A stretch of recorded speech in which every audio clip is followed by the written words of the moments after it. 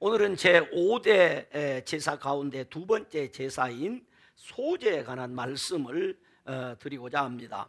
소제에 관한 내용은 우리가 지금 읽었던 레위기 2장과 6장에 나와 있습니다. 2장에는 제물에 관한 규례를 기록하고 있고 6장에는 제사장이 어떻게 집례해야 되는가에 대한 규례를 기록하고 있습니다. 그러니까 똑같은 소제에 대한 내용을 기록하고 있지만은 그 초점은 좀 다르다는 거죠. 강조하는 내용이 약간의 차이가 있습니다. 그러므로 소제에 대한 이해를 하려고 한다면 이 레위기 2장과 6장에 나와 있는 부분을 우리가 다 살펴보아야 소제에 대한 이해를 할 수 있습니다. 소제란 말은 히브리 말에 민하라는 단어를 썼는데 그 뜻을 살펴보면 선물 혹은 헌물, 예물이라는 뜻을 담고 있는 단어입니다. 그래서 히브리 말로 민하라는 말을 썼어요. 창세기 4장 3절에 보면 가인이 제사를 드릴 때에 땅의 소산으로 여호와께 드렸다라고 했는데 여기서 땅의 소산이라는 말이 히브리어 민하입니다. 또 이 민하라는 이 단어가 어디에 쓰였는가 보니까 뭡니까 속국이 그 종주국에 바치는 곡물 혹은 조공이라고 하죠. 그것을 표현할 때 그 단어를 민하라는 단어를 썼어요. 그러니까 약한 나라가 강대국에게 바치는 조공, 이것을 곡물이라고도 하고 그렇죠. 그때 단어를 민하라는 단어를 썼어요. 그래서 나중에 제2법에 우리 내기서를 비롯한 제2법에서 이 민하라는 단어를 사용했는데 언제 사용했냐? 곡식제사 때 항상 곡식제사를 다룰 때는 그 곡식제사의 제물 혹은 예물을 쓸 때는 히브리어의 민하라는 단어를 썼더라. 그러므로 엄밀히 말하면 소제라고 번역하기보다는 한문적 번역을 하다 보니까 이 소제라는 말을 번역했는데 원문에 가까이 좀 번역을 한다면 소제라는 말보다는 곡식제사라고 번역하는 것이 옳은 번역이라고 생각이 되어집니다. 그러니까 훨씬 더 이 본뜻에 가까운 이 번역이 바로 곡식제사라는 이야기죠. 그런데 이 곡식제사인 소제는 5대 제사 중에 5가지 제사 중에 유일하게 피가 없는 제사입니다. 하나님 앞에 제사를 할 때는 반드시 피가 있어야 되거든요.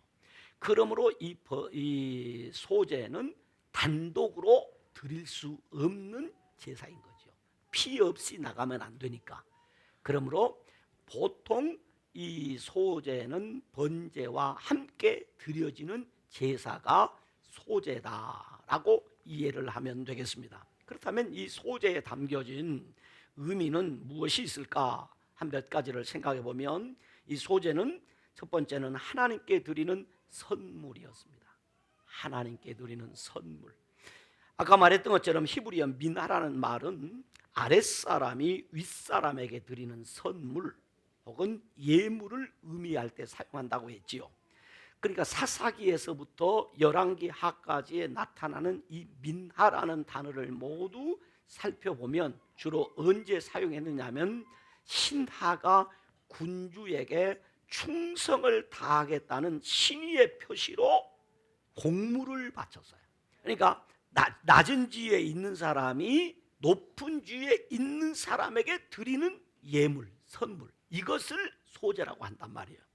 그래서 보통은 공물을 바치는데 그 신하가 군주에게 드리는 그 공물, 그것을 미나라고 한다.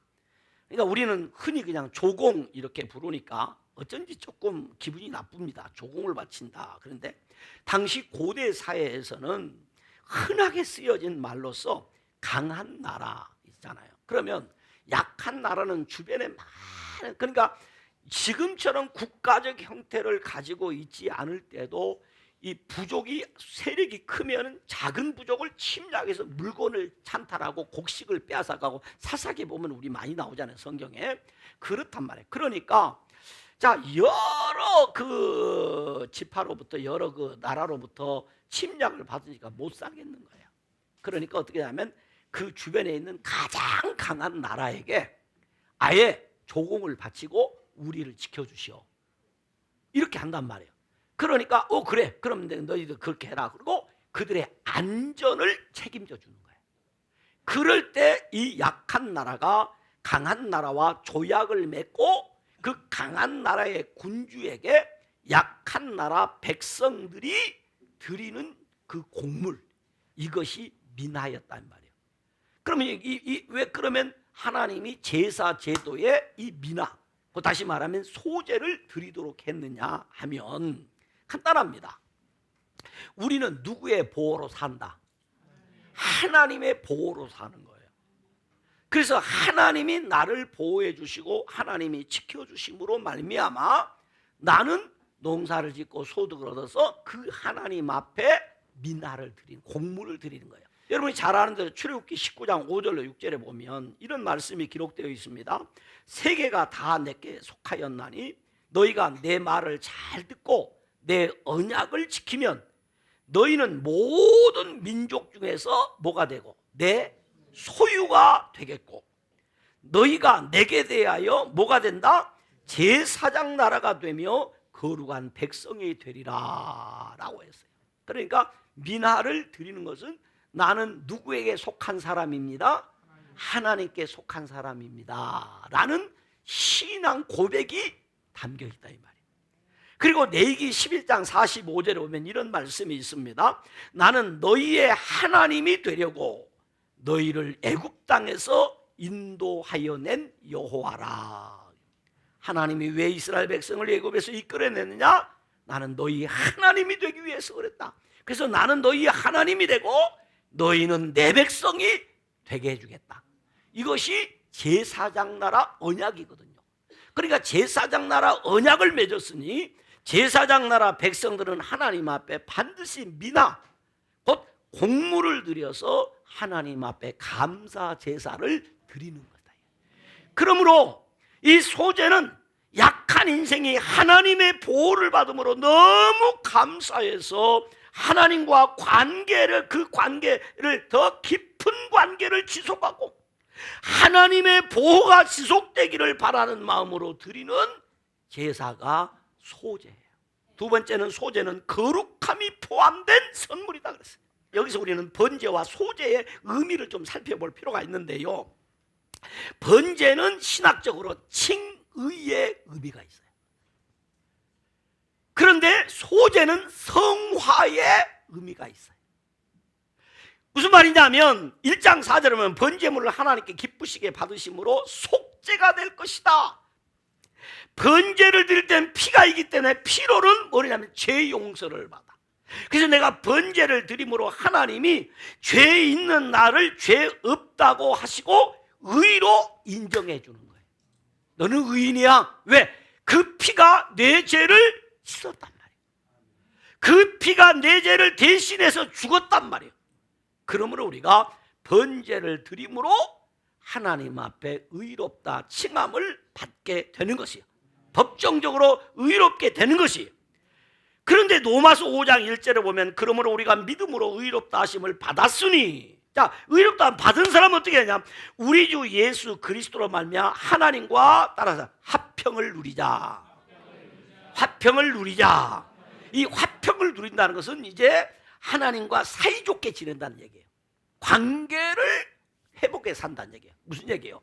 삶의 현장에서 하나님과 함께 산다는 거예요. 그러므로 이제는 어떻게 되냐면 죄 용서 받은 사람은 의인 됐으니까 의롭게 사는 것, 이것이 성화예요. 여러분, 구원받기 위해서 의롭게 산 것이 아니라 구원을 받았기 때문에 우리가 의롭게 살아야 돼. 이것이 성화예요. 번제는 구원받은 사람이 주님과 함께 주님의 보호 가운데 주님과 관계를 맺고 사는 가정 속에 주님이 지켜주시고 나를 변화시켜 주시고 나를 다듬어 주시고 나를 새롭게 해주시고 나를 사람답게 만들어 주셔서 감사합니다 하고 성화에 대한 감사란 말이에요. 이래서 하나님 앞에 드리는 이 소제물은 무슨 예물이라고 했냐면 거룩함의 예물이라는 거죠. 이 말은 무슨 신앙의 예물이다. 그냥 돈 주는 게 아니에요. 여러분, 우리 자녀들에게 하나 돈 몇 푼 주는 거, 이거 이 돈 아니에요. 여러분, 우리가 하나님 앞에 드리는 헌금은 거기 무엇이 들어있냐면 우리의 무엇이 들어있다? 신앙이 들어있다. 신앙이 담긴 거룩한 예물이다. 거룩한 예물. 그러니까 여러분, 우리가 하나님 앞에 드리는 이 헌금이 그냥 한 것이 아니라 적어도 여러분 신앙을 담아서 드리는 예물이. 그러므로 이 예물은 거룩함이 포함된 선물입니다. 그런 선물이다. 그 다음에 이 예물은 그래서 그냥 드리게 만다. 반드시 어떤 거냐? 고운 가루를 드려라. 고운 가루. 생채로 드리지 마라. 반드시 본문 1절에 누구든지 소재 예물을 여호와께 드리려거든 고운 가루로 예물을 삼아라. 통째로 하지 말고 가라라 이거지. 자, 14절에 보면 천이삭을 볶아 찌는 것으로 내 소재물을 삼아라 그랬어요. 그러니까 볶아서 찌어서 고운 가루를 만들어 드려야 돼. 그래서 2절, 4절, 5절, 7절에 반복해서 나온 얘기가 따랐습니다. 고운 가루. 고운 가루. 여기는 몇 가지 있어요. 자, 고운 가루를 요즘은 기계가 돼가지고 요즘 막 성능 좋은 그 가루 만드는 기계들이 막 있잖아. 넣고 이 스위치만 누르면 휘잉 하고 그냥 가루가. 근데 여러분 생각해 보세요. 그 당시에 소재물을 만들려면 어떻게 할까요? 맷돌로 갈죠. 맷돌로 한 번 갈면 고운 가루가 나오나요? 안 나와요. 적어도 2번 이상 갈아야 돼. 근데 2번 이상 갈았다고 다 고운 가루가 되나요? 안 돼. 그래서 절구통에다 뭐 해요? 찢죠. 그 얘기죠. 찌어라 이거죠. 그러면 이제 고운 가루 됐나요? 아니죠. 촌살이 해보신 분은 이제 도시 촌놈들은 모르는 얘기예요. 촌살이 해보신 분 다 알아. 그렇게 한 다음에 뭐 해야 돼? 채로 받쳐야 돼. 그래야 고운 가루 나오는 거예요. 그러니까 여기에는 뭐가 따르는 거예요? 수고가 따르는 거예요. 반드시 수고가 있어야 돼. 수고를 동원해서 고운 가루를 만들어. 어떤 해석자는 또 이렇게 해석을 해놨더라고. 이 고운 가루라고 하는 것은 상한 심령을 말한다. 상당히 공감 가는 얘기예요. 그래서 시편 57편 7절에 하나님께서 원하시는 재물은 깨어진 마음입니다. 깨어지고 짓밟힌 심령을 하나님은 멸시하지 않으십니다. 자신을 철저하게 복종시키고 내 마음에 하나님 앞에 하나님의 뜻대로 살지 못하는 아픈 마음을 가지고 하나님 앞에 예물을 드리는 거예요. 그럴 때 하나님이 그 예물을 받으신다. 또 다른 해석자는 이런 해석을 해놨어요. 지금 이 곡식을 이 가루를 만드는데 가루가 자는데 어떻게 볶아서 그래. 볶으면 잘 갈리잖아요. 이 볶을 때는 반드시 뭘 통과해? 불을 통과하잖아요. 불로 볶아서 가루를 만들어. 그래서 어떤 해석자는 이런 해석을 해놔서 제가 취했어요. 무슨 예물? 오늘 우리가 하나님 앞에 드리는 이 감사 예물은 어떤 때 드리는 예물이냐? 불과 같은 시험을 통과한 자가 드리는 예물이다. 공감이 가는 거예요. 불과 같은 시험을 통과해서 그 시험에서 하나님 앞에 소재를 드립니다. 다시 말하면 신앙적으로 보면 그렇습니다. 오늘 우리 성도들이 이 세상 살면서 고난을 겪습니다. 시련을 겪습니다. 역경을 겪습니다. 때로는 질병의 고통을 당합니다. 때로는 사고를 당합니다. 실패합니다. 환난을 겪습니다. 여러 가지 우한 가운데서 거기서 나를 보호해 주시고 지켜주신 하나님을 기억하며 그 하나님 앞에 드리는 예물이 소재란 말이에요. 여러분 기억하십시오. 하나님이 귀 쓰는 사람, 하나님이 받으시는 사람은 아무 고생도 안 하는 사람이 아니라 불같은 시험 가운데 하나님의 보호를 경험한 사람, 감당할 수 없는 환난 가운데서 하나님의 보호를 경험한 사람, 그 큰 역경 가운데서도 하나님의 보호의 은혜를 체험한 사람들을 우리 하나님이 불러 귀하게 쓰신다. 그래서요, 하나님이 훈련하시고 연단하실 때 우리는 믿음을 잃지 않도록 해야 됩니다. 아무리 내 인생에 어려운 밤이 왔다고 할지라도 그 밤에 주님을 만나면 틀림없이 아침에는 주님과 함께 손을 잡고 밝은 태양빛을 향해서 걸어가게 되는 은혜가 있게 됨을 믿으시기를 바랍니다. 환난은 결코 나쁜 것이 아니에요. 고난은 결코 나쁜 것이 아니에요. 어렵다고 그만두고 힘들다고 포기하면 안 돼요. 거기서 그 깊은 고난의 밤에, 환난의 밤에 주님을 만나야 합니다. 주님을 체험해야 합니다. 주님과 함께 동행해야 됩니다. 그러므로는 주님과 깊은 관계를 지속해야 하고 하나님의 보호가 지속되어야 하는 것입니다. 그래서 하나님은 그 거친 내 인생을 부드럽게 만들어주세요. 나의 거친 이성과 나의 주장과 고집과 편견과 지식과 우월의식과 이기심과 자존심을 통째로 깨뜨리고 부셔뜨려서 고운 가루로 만들어서 하나님이 쓰신다는 거지. 그대로 안 쓰세요. 반드시 하나님이 빚어서 쓰시는 거죠. 그때 우리가 하나님 앞에 하나님이 나를 빚으셨습니다, 하나님이 나를 만드셨습니다 라는 그 예물이 소재의 제물이, 그것은 삶의 헌신, 삶의 감사가 담긴 예물이 되는 것입니다. 두 번째는 곡물의 기름과 유향을 더해야 합니다. 고운 가루의 예물을 삼아 그 위에 기름을 붓고 또 그 위에 유향을 놓아 라고 했어요. 2절에 제사장 그 고운 가루 한 움큼과 기름과 그 모든 유향을 가져다가 기름물에 기념물로 제단 위에 불사를 지니, 기름은 보통 올리브 기름을 썼다고 합니다. 그런데 이 기름은 성령을 상징해요. 유향은 바로 그 향품인데 아주 비싸다고 해요. 그러면 여기 오늘 기름을 쏟고 유향을 그 위에 부으라는 얘기는 무슨 이야기일까 하는 말은 여기 성령의 기름 부음을 받아야 된다. 그래서 기름을 성령에 비유했고 유향을 기도와 찬양에 비유를 했어요. 그러니까 성령의, 다시 말하면 성령으로 기도하는 사람, 성령의 기름을 받아 기도로 무장된 사람, 그 사람이 하나님 앞에 온전한 소재물이 된다는 거죠. 그래서 우리는 항상 성령 충만 받아야 되고, 기도를 해도 성령으로 기도해야 되고, 성령의 임재 가운데 기도해야 되고, 성령의 기름 부음 가운데 기도하는 그 사람이 하나님 앞에 온전한 소재물이 된다 이 말입니다. 그래서 우리가 기도할 때마다 그러죠. 찬양할 때마다 그러죠. 여러분, 찬양을 곡조에 맞춰 참 음악적으로 뛰어나게 부른다고 할지라도 성령이 함께하지 않은 찬양은 그냥 꽹과리 소리요. 그러나 곡조가 조금 틀려도 괜찮고요, 좀 높낮이 안 맞아도 괜찮아요. 거기에 하나님의 성령이 함께하는 찬양은 옥문이 열리고, 하나님의 성령이 함께하는 그 기도에는, 그 찬양과 기도에는 기적이 일어납니다. 그래서 사도행전 16장에 바울과 실라가 옥문에 옥에 갇혀서 하나님 앞에 기도하고 찬송할 때 여러분 박자에 맞춰서 찬송했을까요? 아니에요. 고통 가운데 얻어맞고 정신 못 얻는 가운데서 그들이 신음소리와 함께 주님을 찬송했어요. 그랬더니 거기에 하나님의 기적이 일어났어요. 그게 바로 소재예요. 할렐루야. 그러므로 저와 여러분이 하나님 앞에 그 소재물에 뭘 타고 기름과 유향을 덮어야 돼. 세 번째는 소금을 반드시 넣어라. 소금은 왜 넣느냐? 여러분 잘 아시죠? 소금은 맛을 의미하기도 하지만 부패를 방지합니다. 부패하는 것을, 그래서 이 소금은 뭐라? 언약의 소금이다. 나는 절대로 내 신앙이 변하지 않겠습니다. 나는 왔다리 갔다리 하지 않겠습니다.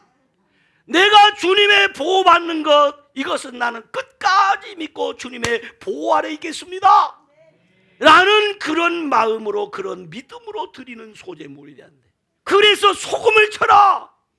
나는 변하지 않겠습니다. 신앙의 절개를 지키겠습니다. 그 말이에요. 그러나 누룩과 꿀은 넣지 마라. 누룩은 뭐합니까? 부풀게 합니다. 변질시킵니다. 그래서 누룩은 발효 촉진해서 본질을 변화시키고, 꿀은 맛을 변질시켜버리는 거예요. 맛을 변질시키는 거예요. 그러니까 꿀에 대해서는 성경에 긍정과 부정으로 사용하는데 여기서는 부정적입니다. 그래서 음식 쓴 것도 꿀 넣으면 어떻게 돼버려요? 달아버려요. 맛을 완전히 변질시켜버려요. 변질된 것을 안 된다는 거죠. 고운 가루의 그 순수함을 그대로 유지해야 되는 거예요. 우리 신앙생활 할 때 어떻게 해야 된다는 얘기입니까? 우리의 신앙의 순수함을 그대로 유지해야 돼요. 변질되지 않기를 바랍니다. 청년 때는 대학생 때는, 중학생 때는, 고등학생 때는 믿음 좋은 것처럼 하는데 나중에 대학 졸업하니까 어디 마셔야 됩니다. 목사를 피할 수도 있고, 교회를 피할 수도 있고, 선생님을 피할 수 있고, 교육자를 피할 수 있고, 하나님은 피할 수 없다. 하나님은 피할 수 없다. 알아야지. 변질되면 안 된단 말이에요. 변질되지 않도록 해라. 누룩과 꿀을 넣지 마라. 그대로 가잖아, 그대로. 이런 거룩함이 있는 예물이 소재 예물이에요. 소재 예물이에요. 마지막 세 번째입니다.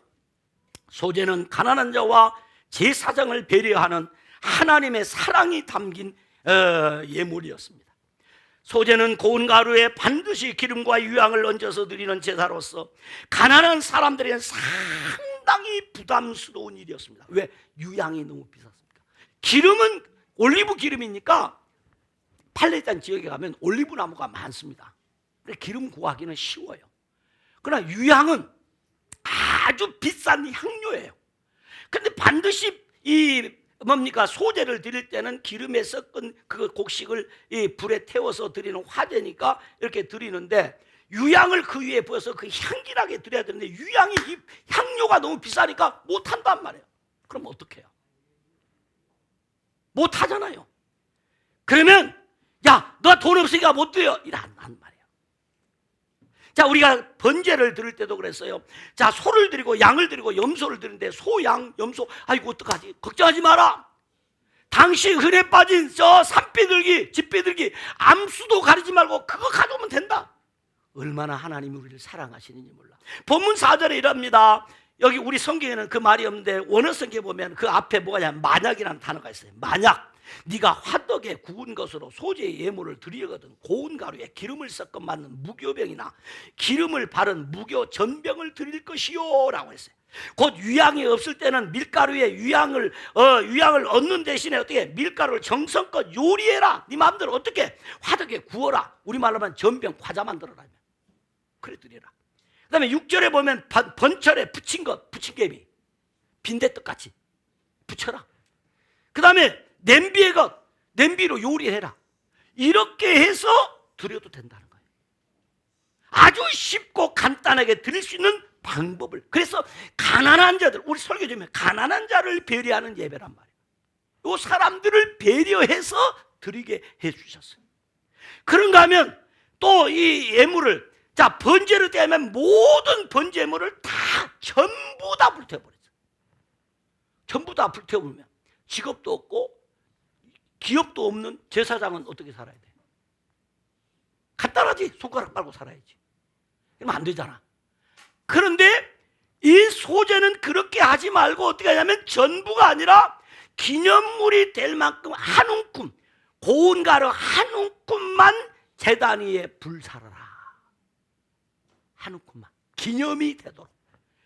그리고 나머지는 제사장 몫으로 제사장에 주어서 제사장의 양식을 삼도록 하라.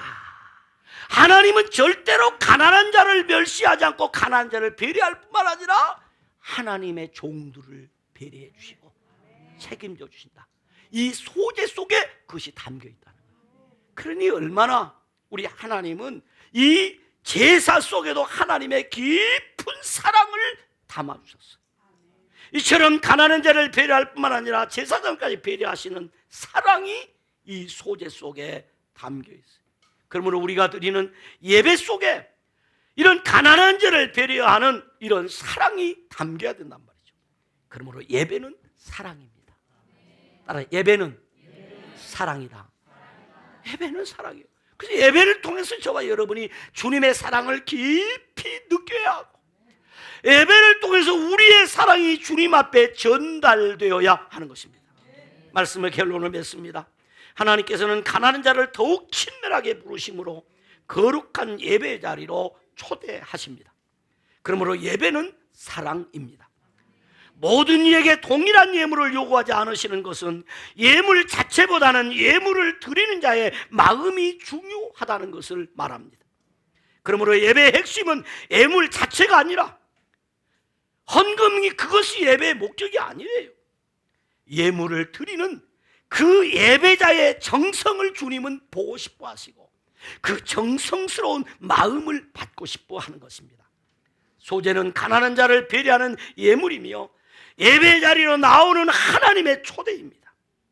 가난한 중에도 유향을 넣을 수 있습니다. 하지만 진정한 예배는 예배자의 마음가짐과 그의 삶이 결정하는 것입니다.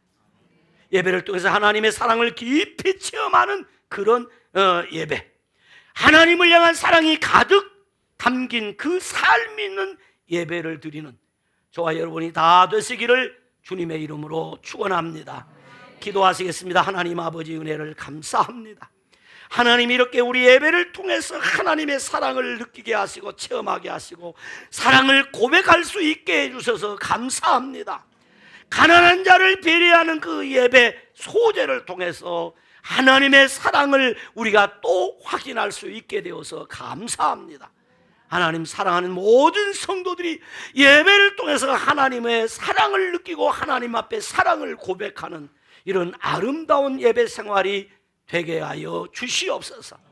하나님이 물질이 아니라 우리의 마음을 원하신다는 이 메시지를 우리 가슴에 담게 하여 주옵소서. 은혜 주실 줄 믿습니다.